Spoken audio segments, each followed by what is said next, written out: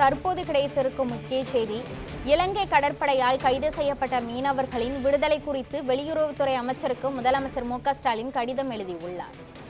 இது குறித்த மேலும் விவரங்களை வழங்குவதற்காக நமது செய்தியாளர் சாமுவேல் எபினேசர் இணைப்பில் உள்ளார்.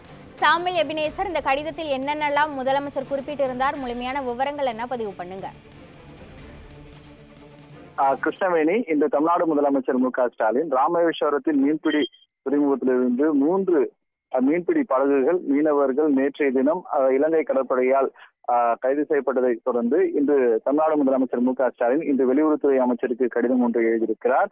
குறிப்பாக இலங்கை கடற்படையால் கைது செய்யப்பட்டுள்ள மீனவர்களையும் அவர்களது மீன்பிடி படகுகளையும் விடுவிக்க உடனடியாக நடவடிக்கை மேற்கொள்ள வேண்டும் என்றும், அதே போல இப்பிரச்சனைக்கு நிரந்தரமான தீர்வு காணப்பட வேண்டும் என்றும் அவர் தனது கடிதத்தின் வாயிலாக வெளியுறவுத்துறை அமைச்சர் ஜெய்சங்கர் அவர்களுக்கு கடிதமானதை எழுதியிருக்கிறார். இக்கடிதத்தில் மத்திய வெளியுறவுத்துறை அமைச்சர் அவர்கள் 9/2/2025 நாளின் கடிதத்தில் குறிப்பிட்டுள்ள விவரமான பதிலுக்கு நன்றி தெரிவித்திருக்கக்கூடிய தமிழ்நாடு முதலமைச்சர், அதே போல தமிழ்நாட்டை சேர்ந்த 10 மீனவர்கள் அவர்கள் மீன்பிடி படகுகளுக்கு இலங்கைக்கு கடற்படையால் கைது செய்யப்பட்டிருக்கக்கூடிய சம்பவம் மத்திய அமைச்சரவை கவனத்திற்கு கொண்டு வந்துள்ளேன் என்றும் அவர் தெரிவித்திருக்கிறார். இலங்கை கடற்படையால் தமிழ்நாட்டை சேர்ந்த மீனவர்கள் கைது செய்யப்படும் சம்பவம் கடந்த சில மாதங்களாகவே வேகமாக அதிகரித்து வருகிறதாகவும், இதை கண்டித்து உள்ள தமிழ்நாடு முதலமைச்சர் மீனவர்கள் மற்றும் அவர்கள் குடும்பத்தினருக்கு வாழ்வாதார